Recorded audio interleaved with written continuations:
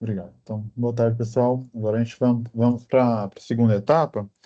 Agora a gente vai para a parte de inscrição e avaliação, e depois a gente vai para a parte de infra.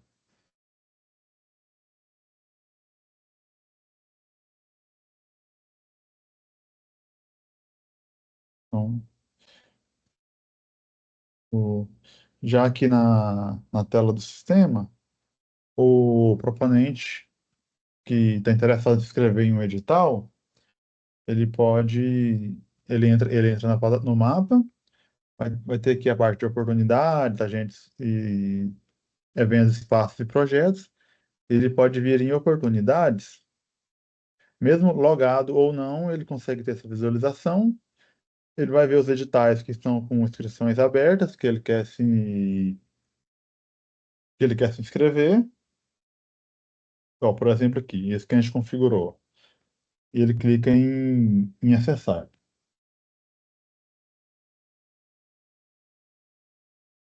Aí, entrando aqui, ele vai conseguir ver as informações do edital, vai conseguir ver o período de inscrição, vai ter a parte aqui que é a de inscrição mesmo, e aqui embaixo vai aparecer os arquivos, todos os textos que a gente cadastrou lá atrás. Então, anexos, fotos, vídeos. Então, ele tem a fase aqui do lado direito, as etapas do edital, fase de inscrição, avaliação de mérito. Todas as etapas que a gente cadastrar lá vão aparecer aqui como se fosse um cronograma mesmo. E no momento da inscrição, ele vem aqui, inscreva-se, selecione as opções abaixo e clique no botão para se inscrever. Então, tudo que a gente habilitou lá na configuração da inscrição, ele vai conseguir ver aqui. Então, por exemplo, primeira pergunta que faz aqui é para escolher o agente, que é o agente que vai fazer essa inscrição. Então, no caso, para o proponente vai aparecer só os agentes dele, que vai ser o pessoa física, pessoa jurídica, todos os agentes que ele cadastrou no perfil dele. Então, eu vou escolher o agente. Posteriormente, a gente configurou as faixas, né, para usar como categoria. Então, ele vai escolher a faixa, de música e teatro aqui, e o tipo de proponente, que foram as opções que a gente habilitou lá na configuração da inscrição. Então, vou escolher pessoa física. E clicar em fazer a inscrição. Pronto. Nesse momento, ele já entrou no formulário de inscrição. Está aqui o edital que o proponente está se inscrevendo. Aqui já tem algumas informações de inscrição. Aqui, por exemplo, já gerou o número de inscrição, a data que eu iniciei, a faixa e o tipo de pessoa que ele escolheu lá atrás. Então aqui a gente entra no formulário. A gente configurou poucos campos lá para a gente conseguir avançar tranquilo, para não precisar preencher muita coisa. Mas, por exemplo, aqui, o nome do proponente, que a gente tinha colocado o campinho arroba lá, ele já puxou do agente responsável pela inscrição. Então, a gente pode avançar à próxima etapa. E a gente colocou aqui a equipe do projeto,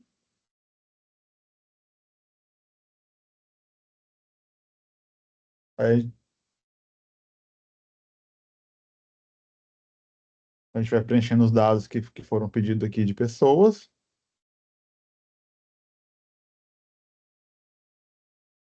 Vocês podem ver que automaticamente ele já vai salvando. Aqui em cima tem a mensagem. Ou seja, o proponente começou a preencher, é um edital tem 100 perguntas. Começou a preencher, ele teve que sair e ele continua a inscrição dele. Então é bem tranquilo, ele não vai perder nenhum dado, nenhuma informação que ele inseriu no formulário. Então, vamos terminar o último campo aqui, aí, preenchendo. E a gente vai preenchendo e avançando as etapas. Aí chegamos na última etapa, que é o preenchimento do plano de metas. Ou seja, ele vai informar aqui a duração do projeto. Lembrando que o plano de metas, ele pode ser obrigatório ou não, é de acordo com o edital que o gestor configurou lá. Então, aqui o proponente vai falar a duração do projeto, 10 meses. Qual o segmento artístico-cultural? Aí ele vai escolher aqui qual que é o segmento. Após ele preencher essas duas etapas, ele vai clicar em adicionar uma meta. Então, pronto, aí já está aqui. Aí ele vai informar aqui qual que é o mês inicial e o mês final dessa meta. Então, por exemplo, essa, essa meta aqui é do mês 1 ao mês 3. Ele vai colocar o título da meta aqui,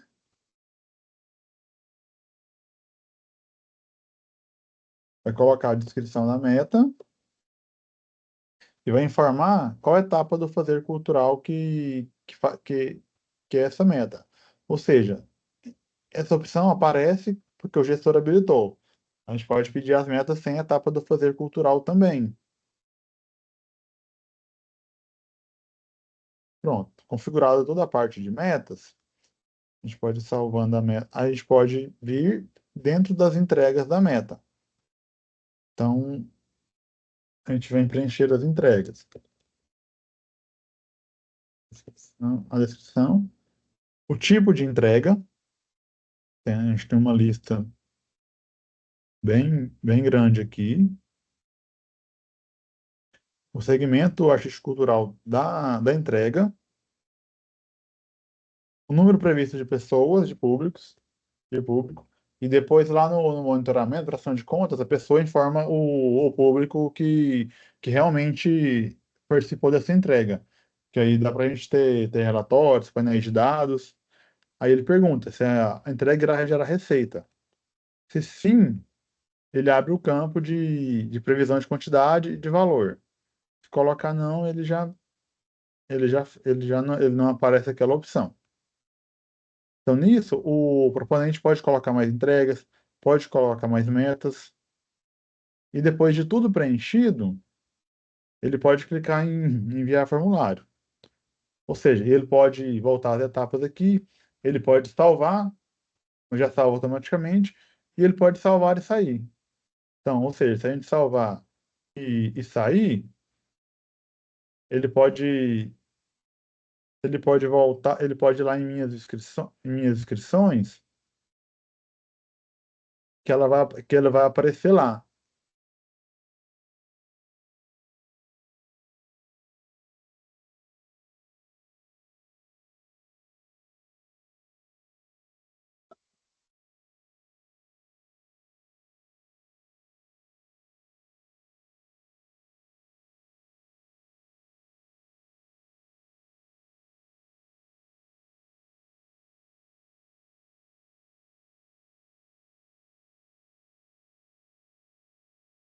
Então, aí ele consegue voltar na inscrição dele e vai estar tudo preenchido.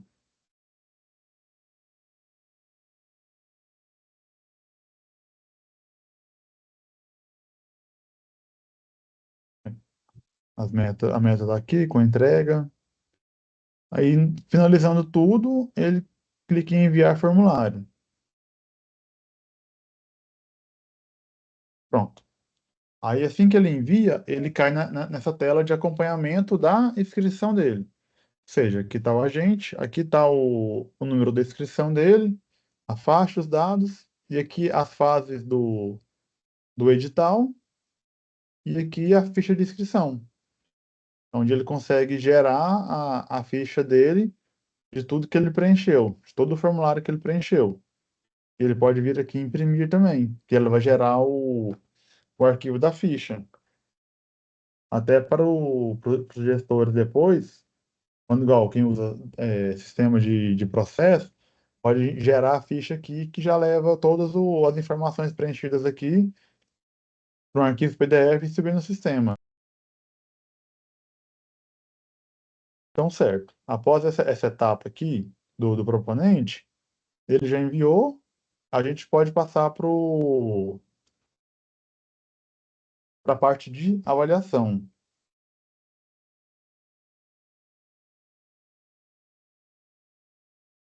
Então, aqui, só vou conferir se ela já caiu, a avaliação para o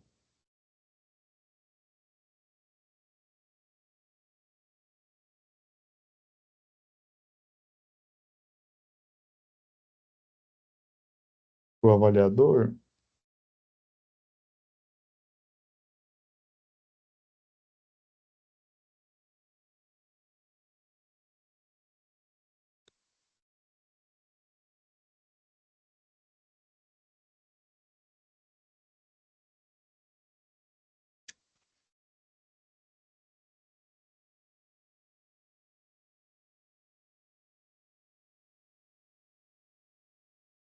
Ah, sim. Então, agora aqui eu já entrei como avaliador, estou simulando a tela do avaliador. Quando ele loga, está no painel de controle dele aqui, ó, painel de controle. Aqui está aquele resumo que a gente viu mais cedo. A gente pode ver que esse avaliador tem agente, tem evento cadastrado, tem espaços. E aqui, logo de cara, está aqui, avaliações disponíveis. Então, aqui vai listar todos os editais que esse agente é avaliador.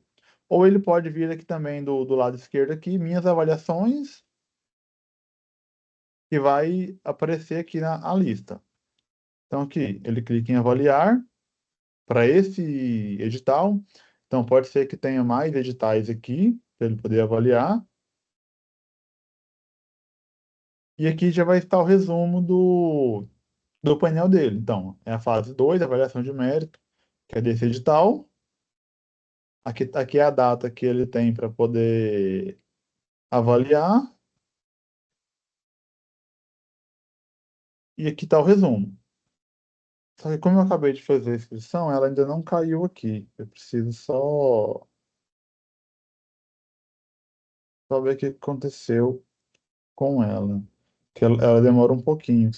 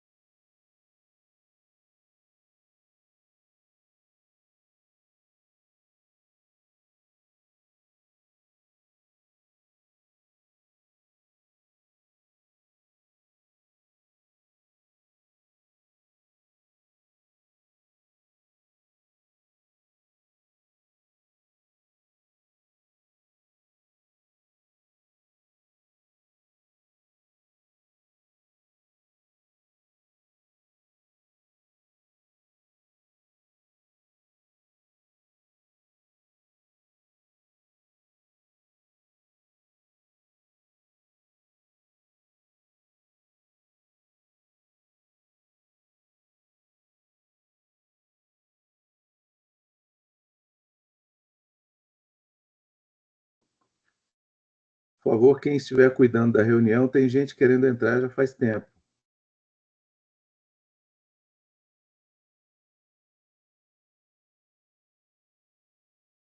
Acho que a Marília está aqui, não está, Marília? A Débora não está. Mas não tem ninguém na fila aqui, não, no lobby, pra poder entrar.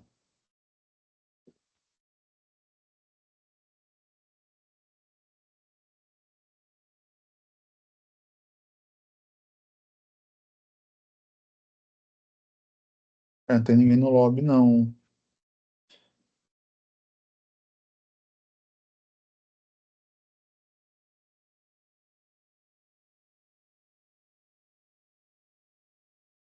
Então, aqui, eu acho que já deu tempo da inscrição aparecer aqui. Vou fazer o processo de novo. Então, aqui no painel de controle, tá avaliações disponíveis aqui. Vai clicar em avaliar e já apareceu aqui, ó, uma inscrição pendente. Ou seja, como a gente só teve uma inscrição agora, só tem uma inscrição pendente. Então aqui a gente, nesse caso aqui, o avaliador só vai ver as avaliações dele. Quando o gestor entra na lista de avaliações, ele consegue ver todas as avaliações de todos os avaliadores. Então aqui eu estou logado como um avaliador, venho aqui número de inscrição, tenho ela aqui na lista, ela está como pendente, que ela não foi avaliada ainda. Eu entro aqui no número da inscrição e consigo visualizar a ficha de inscrição.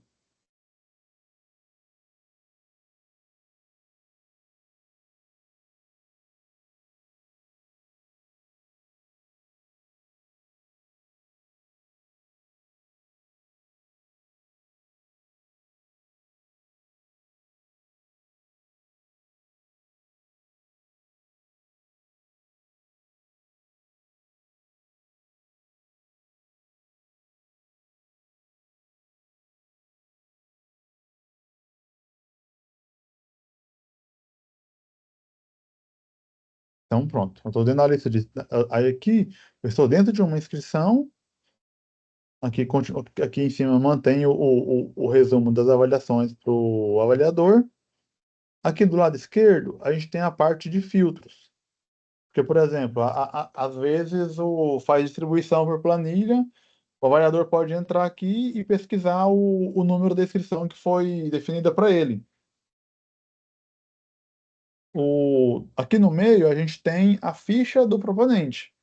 Então, tem as informações da inscrição aqui, e aqui eu tenho os dados informados no formulário. Tudo que ele preencheu lá. Então, o nome do projeto e todas aquelas informações que a gente pediu.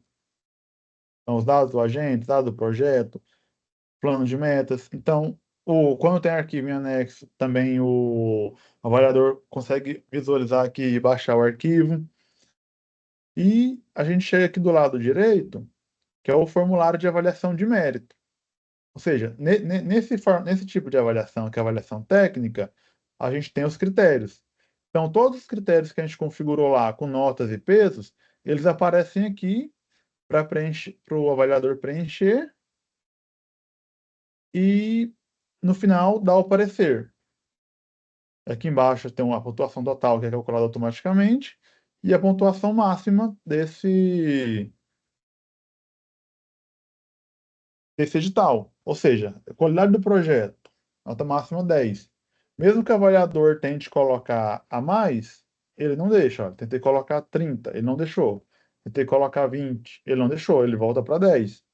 Então a gente coloca a nota do critério, ele coloca a nota do critério aqui e vai preenchendo todas as notas de todos os critérios. Então, automaticamente, o subtotal já é calculado aqui e abaixo a gente tem o campo do parecer. Então, o parecerista tirou nota do projeto, ele vai explicar aqui o porquê. Então, toda essa parte que a gente já tem durante uma avaliação, né? Então, aqui ele vai preencher o parecer com todas as descrições possíveis que ele precisar, ele pode ir preenchendo aqui, dando Enter.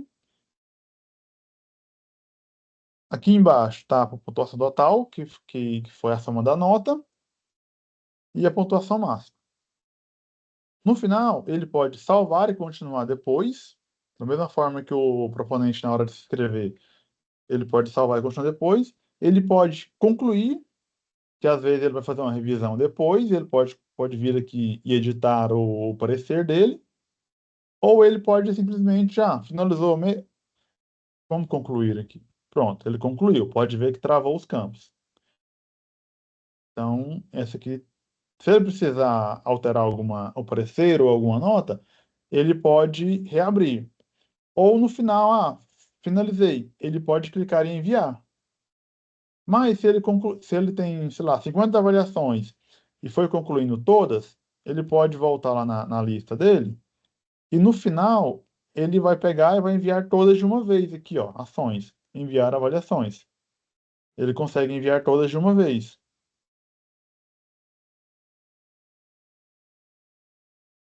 Então, voltando à lista aqui,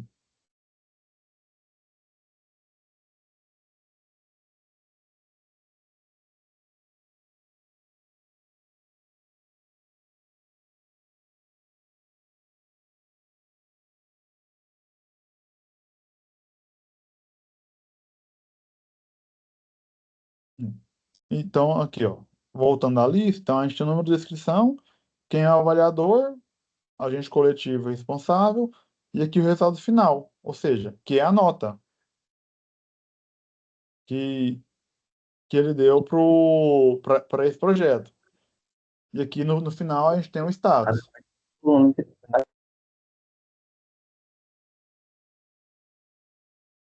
Alguma dúvida até aqui que a gente passa, a gente fez a parte do proponente e do avaliador. Agora a gente consegue voltar para a parte do gestor para a gente fazer o trâmite lá, que eu acho que é o mais importante para vocês, né?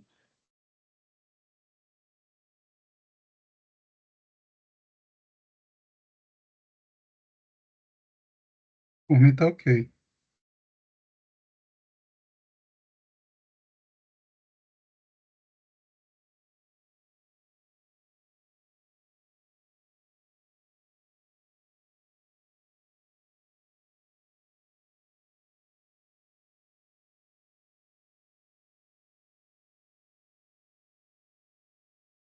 Então, certo. A gente pode voltar agora para. Então, período de inscrição. O proponente se inscreveu. Período de avaliação. Os pareceristas já fizeram a avaliação. Então, encerrado o período de avaliação, a gente pode vir aqui em minhas oportunidades. Eu vou entrar nela aqui, editar ela. E nisso, a gente já tinha visto informações e configurações de fase. Agora a gente vai vir em inscrições e resultados. Então aqui vai ter todo o resumo de todas as fases, tanto de inscrição quanto de avaliação. Então, durante o processo de avaliação dos pareceristas, o gestor pode vir aqui, por exemplo, na avaliação de mérito, clicar em expandir, e ele consegue ir acompanhando aqui, ó, em resumo das avaliações, ele consegue ir acompanhando em tempo real as avaliações. Então, aqui ele vai conseguir ver quando elas estão pendentes, quando estão iniciadas. Ele consegue exportar por planilha, consegue fazer filtro por inscrição ou por agente. Ele consegue filtrar por avaliador. A gente pode ter uma lista aqui enorme de avaliadores para editais grandes.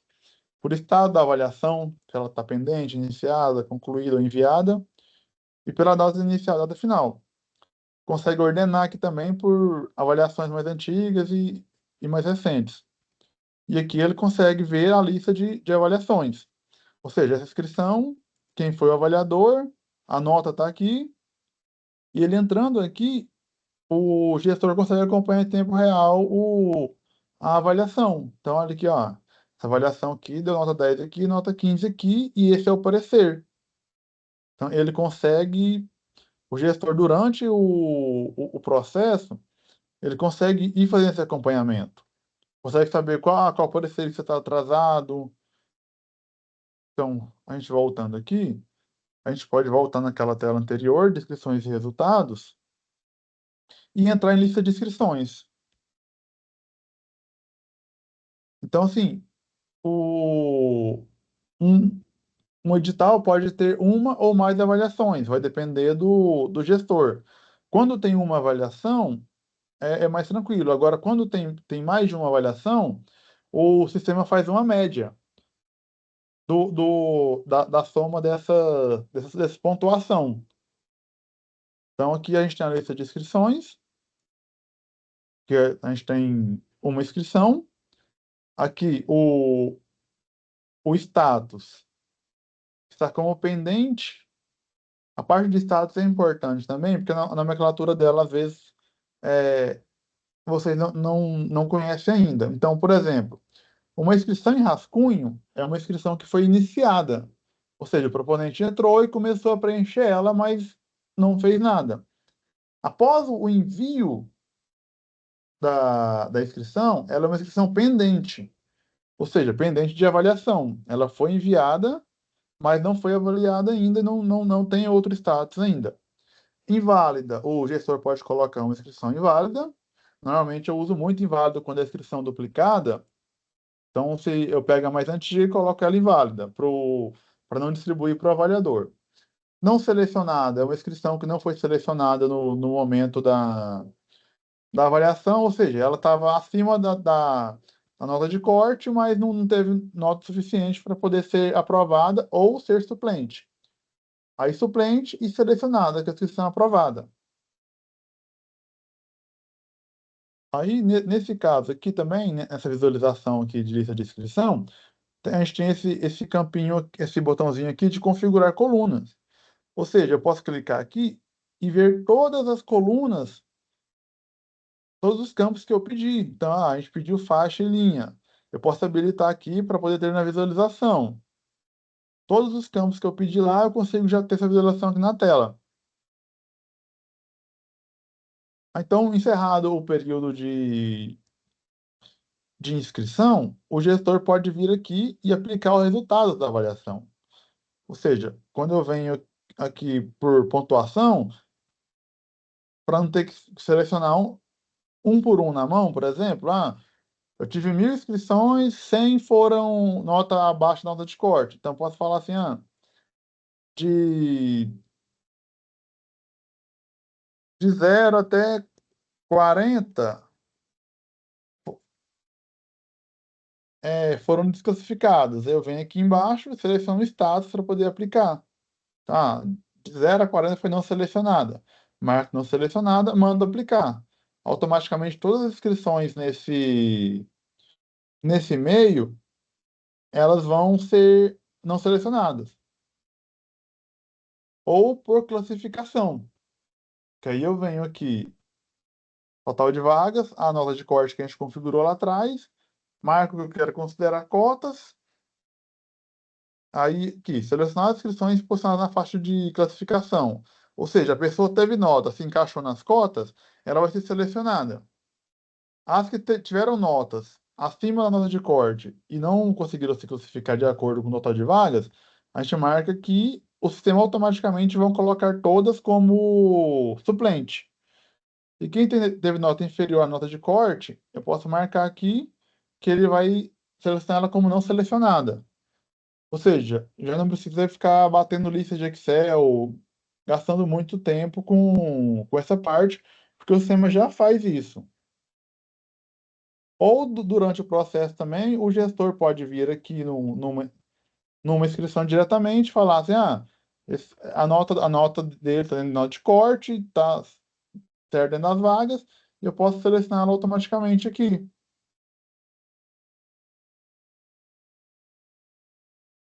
Então, aí depois desse processo, aí a gente tem os filtros aqui também, de número, por número de inscrição, palavra-chave, por status, tipo de provavelmente, faixas. Aí depois que o gestor finaliza essa parte aqui de seleção da lista, ele pode voltar aqui inscrições e resultados e publicar o resultado. Ou seja, esse resultado vai ficar disponível para o proponente. Se a gente marcou lá atrás que ele poderia ver o parecer, vai aparecer o parecer. Se a gente marcou que poderia ver o parecer lista, vai aparecer. Aqui ele não vai deixar, porque como eu estou fazendo o teste, a data não tá a data passada ainda, mas eu posso alterar aqui para a gente só testar.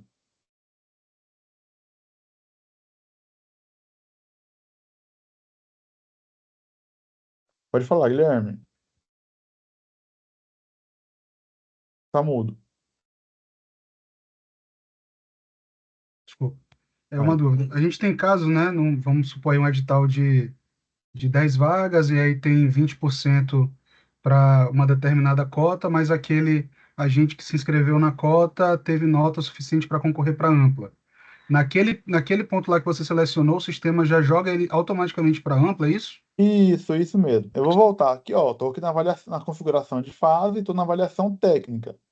Então, lá embaixo, a gente fez essa parte. E aqui, ó, na configuração de cotas, é onde eu respondo essa pergunta sua. Olha, considerar os cotistas dentro da listagem de ampla concorrência? Se eu marcar sim, ou seja, a pessoa concorreu por cotas, mas ela tem nota suficiente para poder ir direto para o ampla concorrência. Então, ela já vai aqui. Entendi. Perfeito.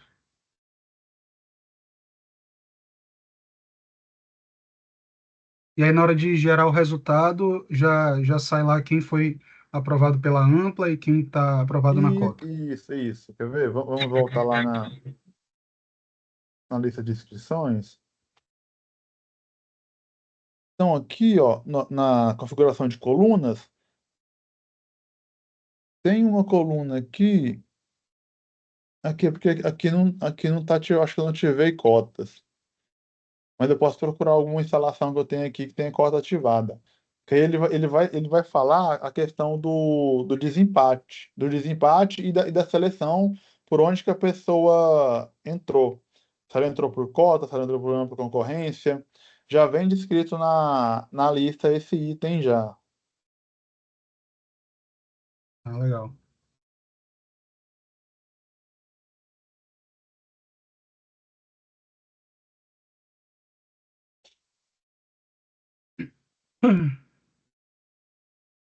Né? Esse que eu estou mostrando para vocês aqui agora é um edital que eu rodei de um município aqui de Goiás. Então já foi até pago, já a prestação de contas está aberto já pro pessoal. Então vou aqui na parte de mérito. Então aqui vocês vão ver, olha, tivemos 51 contemplados, 16 suplentes e 3 inscrições inválidas, que eram inscrições duplicadas.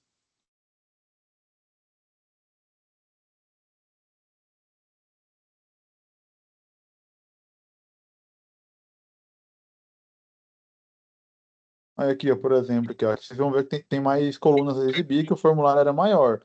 Então aqui, ó, o critério de desempate está aqui. Mas tem o de cota também, só que eu acho que nesse aqui não vai ter. Mas aí aqui ele fala, ó, como é que foi o desempate, ó.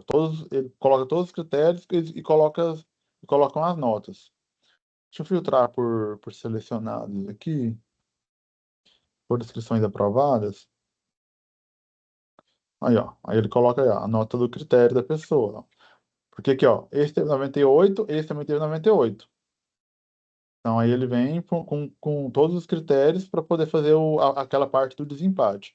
Tem a parte de cotas também, mas esse aqui não estava configurado, a parte de cotas. Esse aqui eu acho que eu acabei fazendo fora.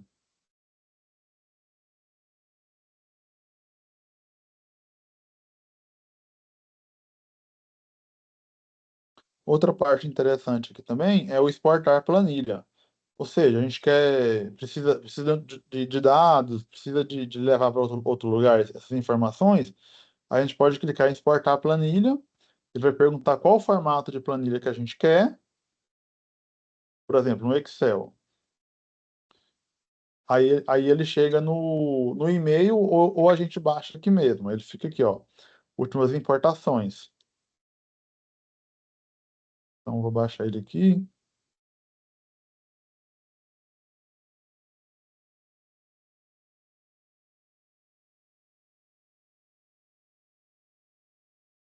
Vou compartilhar a planilha agora.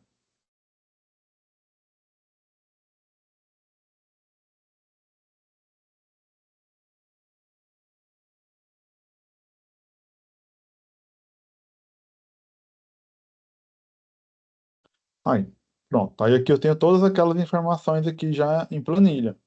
Consigo fazer filtro se eu precisar. E outra, cada linha aqui é uma inscrição e cada coluna é um campo que eu pedi no formulário. Ou seja, na Paulo Gustavo, quando a gente precisou fazer aquela consulta para o Ministério, consegui baixar uma planilha, ter todos os dados. Então, poder fazer gráficos, poderia importar em outro lugar para poder tratar esses dados, para poder ter relatórios. Aí, ó, campo de cotas. Aqui, todas as respostas. Nome artístico, CPF. Então, aqui a gente consegue também ter todos aqueles dados em formato de planilha.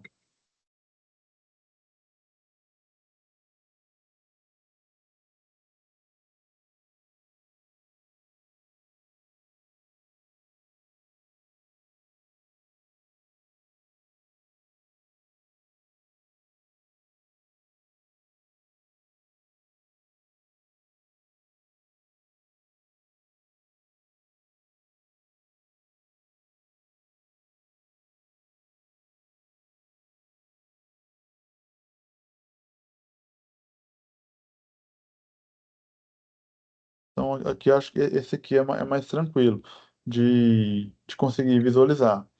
Então, outra coisa legal aqui também, por exemplo, tem algum gestor tem alguma outra pessoa do órgão, alguma pessoa que às vezes precisa só ver as inscrições que a gente não colocou aqui atrás como administrador, igual esse aqui eu tenho alguns administradores. Mas às vezes eu tenho algum departamento, alguém que só precisa visualizar as inscrições. Eu posso vir aqui inscrições e resultados, vou na fase de coleta de dados que eu preciso, por exemplo, de inscrições. Eu tenho aqui a opção de suporte. Eu clico em suporte.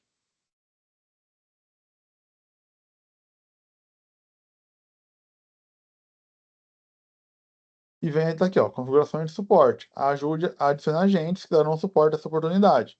Então eu posso vir, escolher um agente. Aí nesse agente eu venho cá gerenciar permissões. Eu escolho quais campos ele vai visualizar do formulário. Posso marcar todos aqui. E venho aqui, ó, aplicar, escolho visualizar. Pronto. Essa pessoa consegue entrar e ver todas as inscrições sem ter nenhum tipo de ação sobre a inscrição ou sobre a oportunidade. Então, às vezes tem algum órgão de controle interno, alguma coisa que precisa ter essa relação, consegue ver em tempo real na plataforma. Pode falar, Du?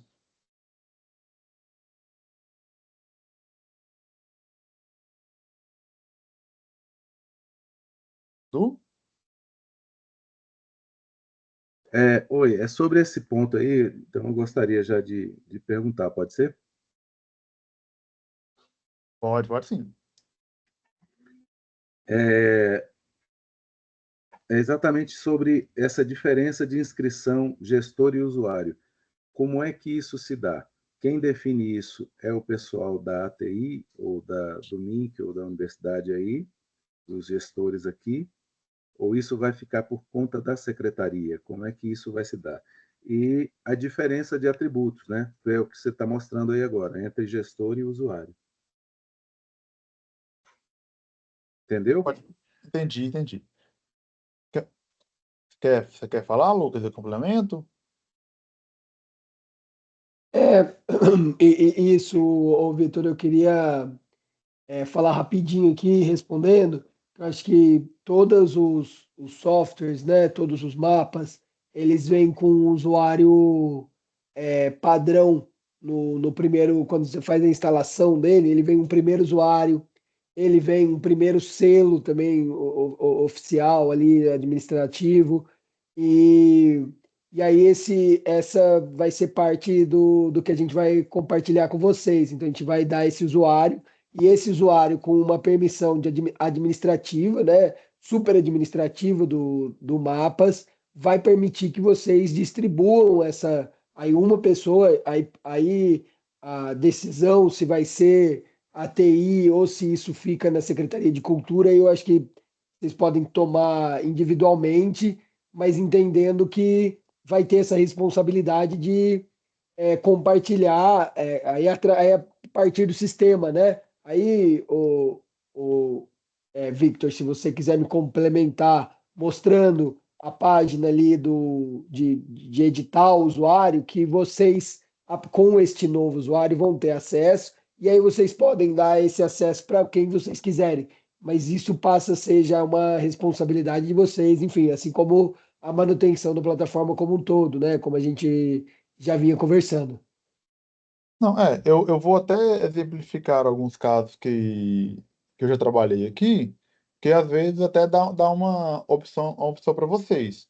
Igual, eu atualmente estou na Secretaria de Estado da Cultura aqui de Goiás.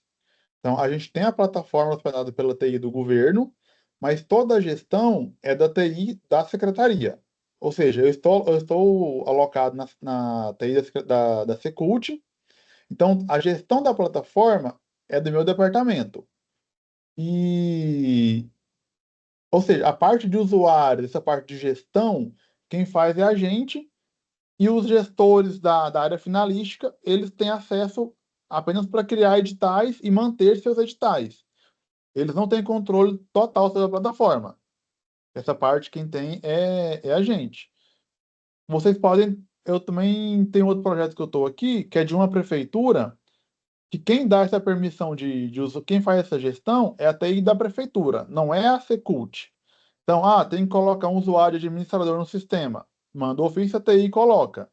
Então, essa parte eu acho que fica entre vocês. Mas uma coisa muito importante é, esse usuário administrador master, eu acho que ele nem precisaria estar com vocês. Por quê? O ideal é que cada pessoa tenha o seu acesso.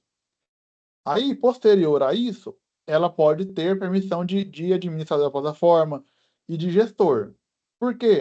A gente tem log na plataforma, a gente tem todo um rastro que a gente consegue identificar durante o processo. Aconteceu alguma coisa. Apagou alguma coisa. A gente consegue identificar quem que apagou.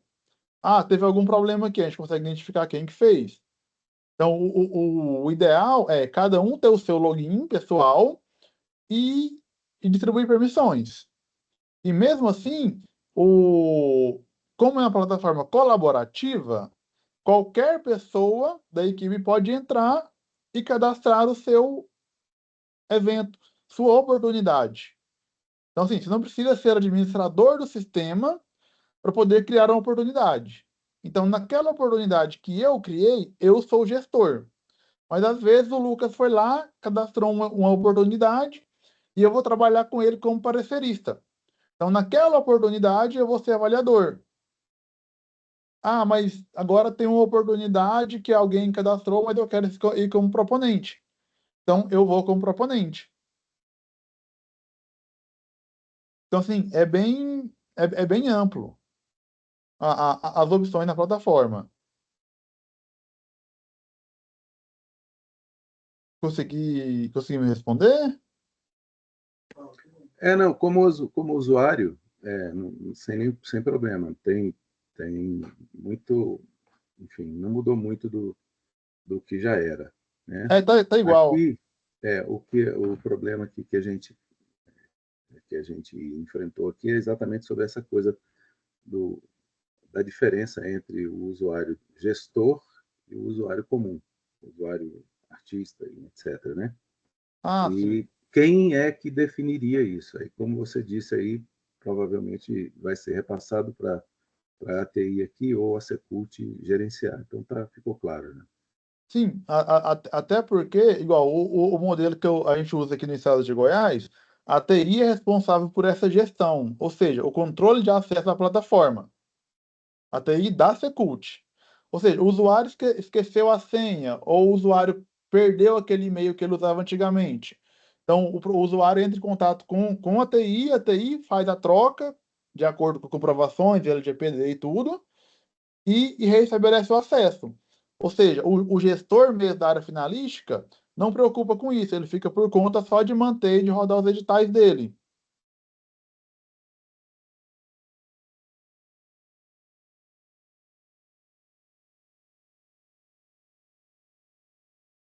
Certo. Mais alguma dúvida, pessoal?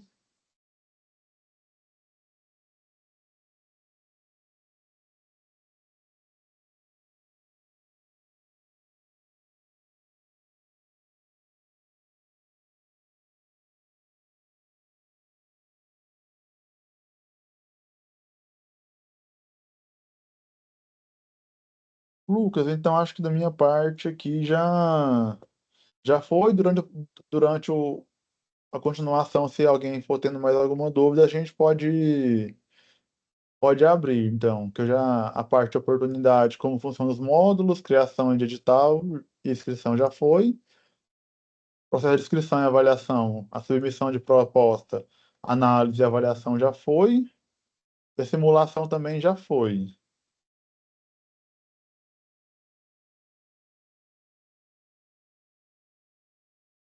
Maravilha, Victor. Obrigado aí pelo esforço de avançar com o treinamento. Eu primeiro queria dizer que é um pouco diferente do que foi a conversa com o Victor, essa conversa que tende a ser um pouco mais técnica, né? Eu vou passar ali principais dúvidas que vocês eventualmente vão tendo durante o processo de manutenção da plataforma na infraestrutura. E alertar aqui com algumas, acho que ainda pequenas manutenções que vão ser necessárias, como, enfim, vou dizer aqui que eu acho que começar, né? Acho que a primeira coisa é que o software mapa sozinho, mapas culturais, né? No caso o mapa da cultura, ele sozinho, ele entrega muito do que o Vitor vem falando já na parte da manhã e até agora, né? Então tem o mapeamento cultural através dos editais que acontece essa concentração de dados dentro da plataforma. E aí, um dos pilares, para mim, que fica muito claro que a gente precisa identificar é essa análise de dados, que eu acho que a partir do momento que a gente vai começar a usar, a gente vai querer ter dados sobre isso. Então, eu queria começar trazendo que desse ponto da infraestrutura, essa normalmente é uma das demandas, assim como também acesso às pessoas que acessam a plataforma. Então, a gente vai querer saber, por exemplo, quem que fica, qual o perfil é mais acessado, qual, enfim, a oportunidade tem muito acesso. Então, a oportunidade que eu lancei está recebendo o acesso que eu imaginava, que eu divulguei nas minhas redes. Então, essa é uma segunda preocupação de infraestrutura que a gente precisa, né, enquanto infraestrutura tecnológica, o mapa sozinho, ele não resolve isso, mas são oportunidades que eu acho que aí as agências de tecnologias têm de poder municiar a área da cultura em relação às ações que ela vem emprestando. Então, como eu falei, um dos pilares são os dados, o segundo, os acessos que a plataforma recebe, e, por fim, eu queria, não dá para deixar de falar, que é o espaço sobre as pessoas vão ter dúvidas. A gente precisa diminuir esse espaço que as pessoas que vão chegar na plataforma vai ter para poder entrar em contato, seja, por exemplo, com rodapé, com informações sobre como tirar essas dúvidas, seja com alguma informação mesmo por imagem, enfim, mas ter esse direcionamento para quem chegar na plataforma e não tiver, né? Não tiver, às vezes não tem a acessibilidade correta para fazer o uso, então qual é o direcionamento dela? Então, acho que esses são, para falar de infraestrutura um pouco, para mim é muito importante falar que o Mapas é uma ferramenta que tem um propósito e um objetivo bem específico, que embora quando a gente comece a trabalhar isso, esses outros três pilares, eles se somam como algo bastante, não vou dizer secundário, porque é a infraestrutura que vai capacitar a Secretaria de Cultura a ter a visibilidade sobre as suas próprias ações, visibilidade sobre o resultado dessas ações. Então, acho que isso acho que é o primeiro ponto que eu quero trazer aqui, porque quando a gente chega nos lugares trazendo um pouco de tecnologia, há sempre uma demanda por mais tecnologia. Então, eu quero já deixar também que isso também é previsto dentro das boas práticas do Mapas Culturais, existem outras ferramentas e que esses são grandes pilares. Para além disso, então, vou também trazer aqui nos últimos meses, aí, todo mundo que está presente aqui de alguma maneira participou de um processo de implementação dos servidores e da infraestrutura para que essa apresentação, por exemplo, que o Victor apresentou para a gente fosse possível. Então, todas as secretarias elas têm esse segundo, essa infraestrutura, né? Todas as secretarias já possuem isso bem estabelecido. Uma URL própria, então, e uma customização também. Então, já chegando aqui no que foi feito, né? Vou compartilhar minha tela aqui, pessoal, que eu acho que aí vai ser uma tela preta, então vocês também não se assustem, mas vai ficar mais fácil, acho que, de visualizar um pouco o que que eu, o que a gente, em termos de infraestrutura, né? Já contei aqui que dos pilares, falei da disponibilidade, né? Que as agências de tecnologias tiveram em configurar um servidor, configurar um domínio, configurar um certificado. Então, todas essas foram etapas que a gente cumpriu nas últimas semanas e que chega agora aqui no treinamento, a gente quer, de alguma maneira, não só também comemorar, né, esse grande avanço que a gente teve em relação à tecnologia dentro de cada um dos estados, mas também de compartilhar o que foi feito para que isso seja apropriado por todo mundo que esteve envolvido nesse processo, né? Então, eu começo aqui no GitHub, que essa é uma dos lugares onde a gente criou os repositórios. Então, o repositório, para quem não é da área de tecnologia, para ficar claro, são um espaço público onde você consegue armazenar uma estrutura de arquivos, né? Como se fosse o Google Drive, só que é um Google Drive mais voltado para software e para software especificamente, né? E a gente customizou aqui e fez todo o código que é necessário, que está instalado, né, nos servidores de vocês, eles estão públicos aqui nesses repositórios, né? Então, cada um aqui tem o mapa Tocantins, mapa do Maranhão, o mapa do Acre e o mapa de Roraima. Então, todos eles estão aqui e essa é a forma que a gente entendeu também de que, caso haja necessidade de atualizações, pode ser, né, um lugar a partir de um repositório. Aí também depende muito da estratégia que a agência de tecnologia vai adotar para fazer essa manutenção, né? A nossa sugestão seria de fazer um fork aqui de cada um desses repositórios, e aí a cada agência pode fazer suas modificações e assim, ou se quiser manter aqui nessa URL, a gente tem toda a capacidade de compartilhar a autoridade desse repositório de você para vocês sem nenhum problema, e a gente compartilha isso. Diga lá, Victor. Não, só reforçando, porque como é um software livre, a gente precisa manter um repositório público. Porque até para manter a parte de comunidade, então, mesmo que alguma agência de TI utilize GitLab, integração contínua, alguma coisa, precisa manter atualizado o repositório público por conta da licença de uso do software livre, né? Então, assim, porque, por exemplo, alguém fez alguma melhoria, algum estado fez alguma melhoria, alguma coisa, outras pessoas conseguem visualizar e utilizar também. Pô, muito bom esse reforço, Victor, sobre a necessidade da gente ter que manter esse código aqui público e com a licença aqui, né? Isso acho que é bastante primordial.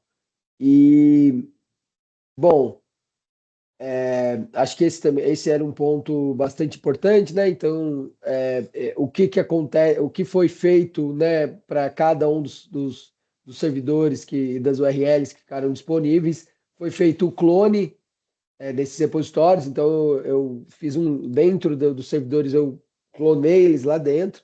E a partir disso, a partir desse momento que eu coloquei esse diretório, todos esses arquivos lá, eu rodei alguns comandos aqui que estão descritos aqui nessa parte do README aqui mesmo, né? Ó. Então, esse já tem uma documentação pré-pronta explicando como iniciar o ambiente e como fazer a customização no tema, fazer a criação de novos plugins.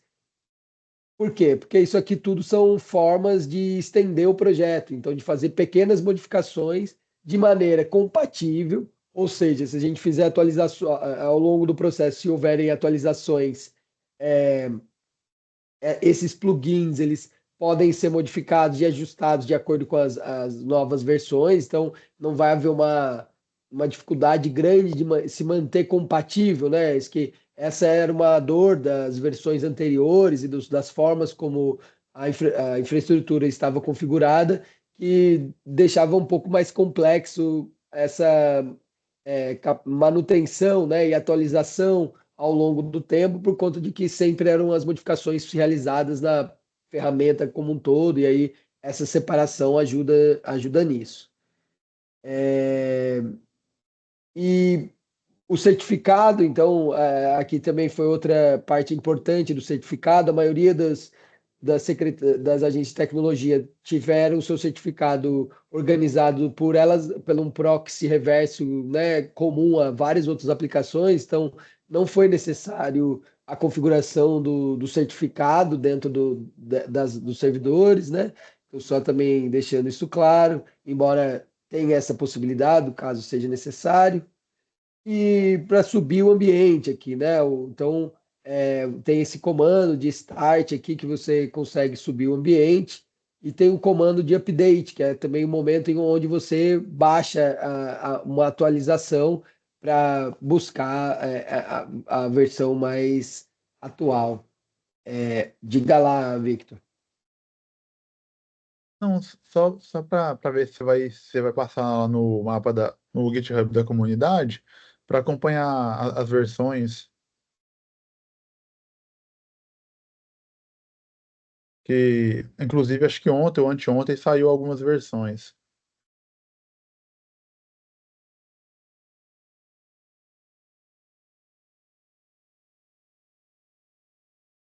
Ali, lá em cima na branch ali, ó, tem pela tag.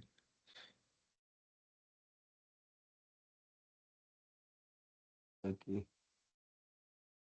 Aí.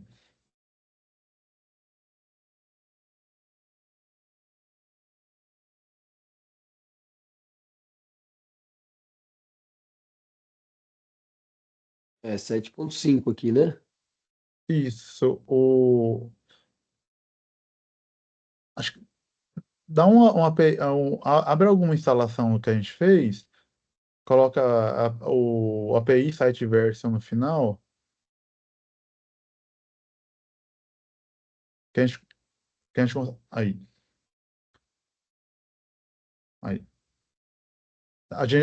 Nessa forma aí a gente consegue ver a versão que está rodando na plataforma.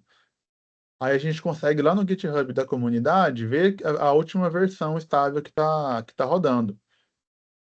Que acho que é a 7530 em tags lá em cima. Aí. Isso, Aí. 7.31.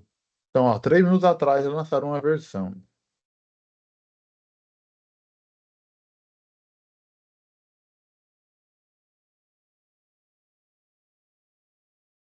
Isso. E aí eu posso mostrar aqui como a gente faz para Alterar o fazer arquivo. para alterar o arquivo, né? Ó. É preciso alterar o arquivo dentro de cada um dos servidores, né? Então aí acho que isso é bastante importante deixar claro. Eu vou mostrar aqui como só aqui no GitHub mesmo. Então tem um arquivo aqui Docker, dentro da Dockerfile. pastinha Docker e tem o Dockerfile. E ele já está aqui pegando o último. Já pega a última versão aqui. E isso garante que quando a gente rodar o comando ponto update, né? Ó, aqui tem aquele comandinho aqui para baixo, ponto update. Peraí,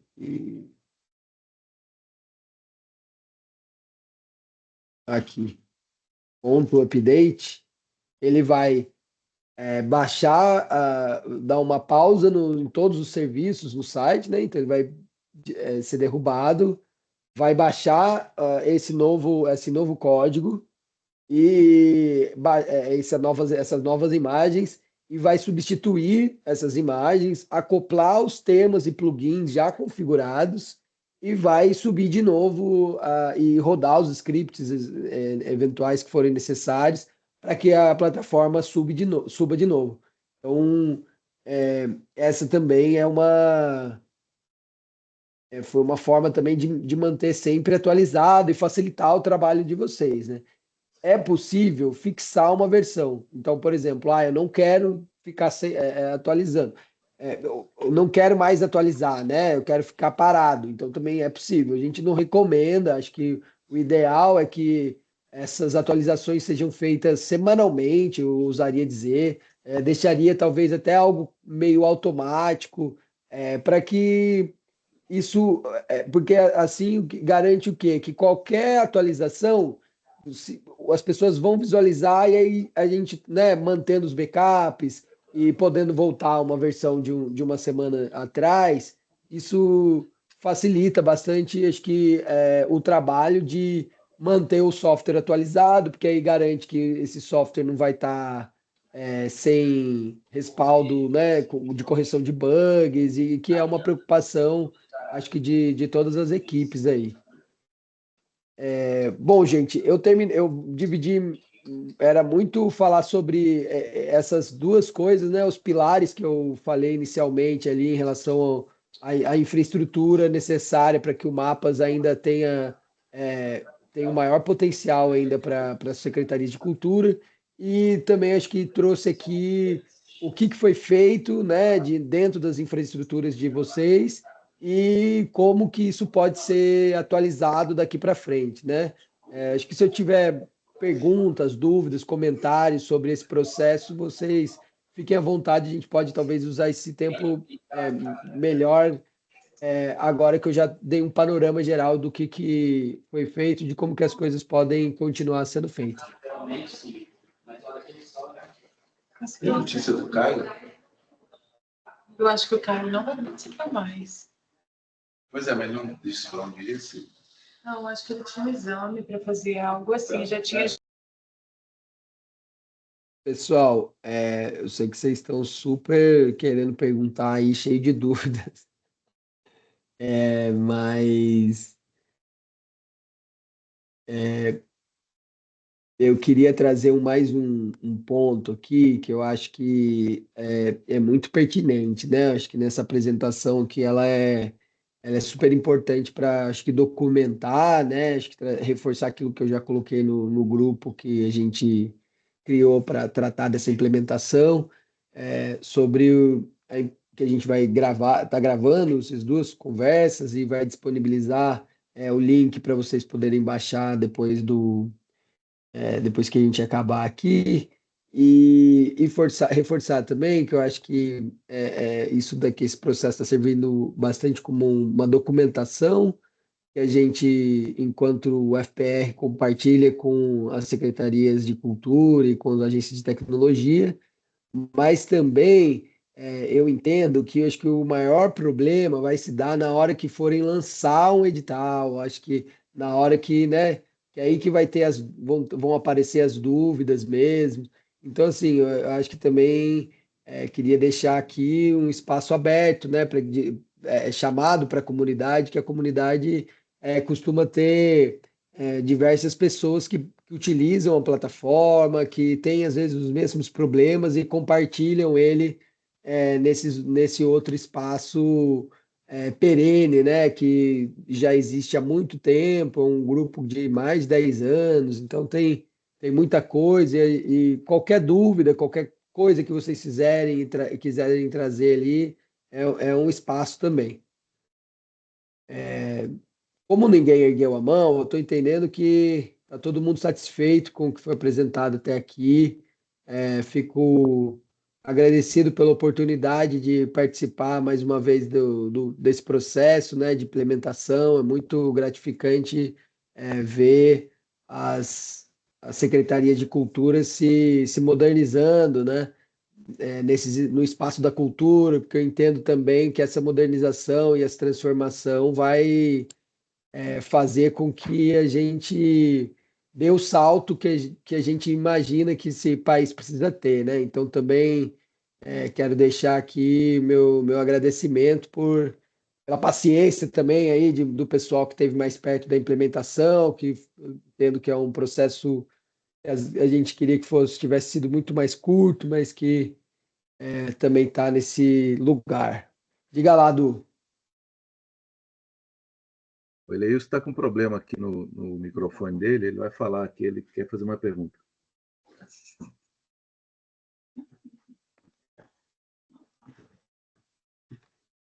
Você consegue me ouvir bem aí? Consegue me ouvir aí, Lucas? Sim, estamos ouvindo bem. Tava ali acompanhando, cara, só que meu microfone deu um bug ali.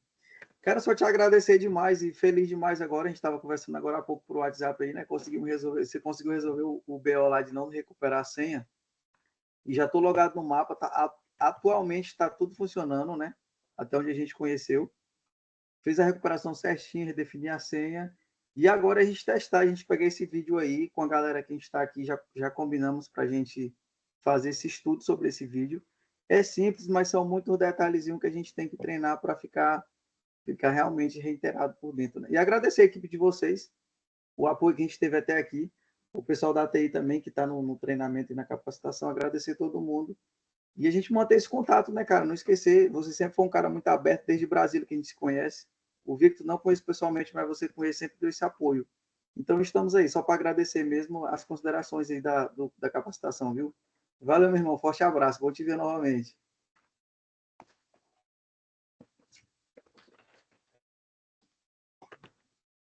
Vai ter que pagar uma cerveja também. Vai ter que pagar uma cerveja também.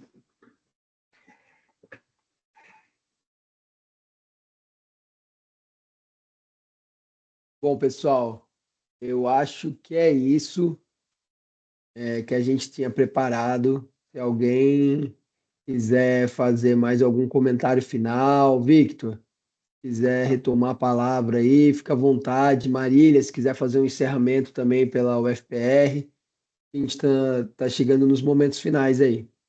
Não, é só agradecer o empenho de todo mundo, do nosso projeto, de cada secult, de cada TI que esteve com a gente nesse momento, e, e reforçar. A gente está tá lá na comunidade, eu mandei o link do grupo da comunidade nos grupos do WhatsApp.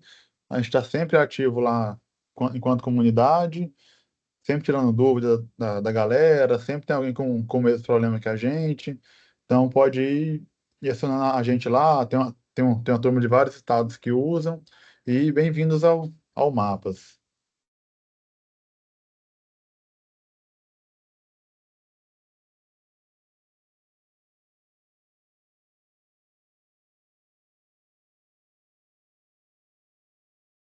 Pessoal, só para também informar, a Mari. Ah, diga aí, Ana Júlia. Queria só aproveitar aqui o bonde, então, porque eu estou aqui acompanhando com vocês da SGE, do Ministério da Cultura, então eu queria agradecer a presença de todo mundo também, em nome aqui do MINC, e reiterar o que a Indy falou no início da oficina, né, da importância que a gente, como vocês vê, em relação a essas novas instalações, e que a gente está muito contente, enfim, de estar nesse momento, né, de evolução do processo. Então, é isso. Obrigada, gente.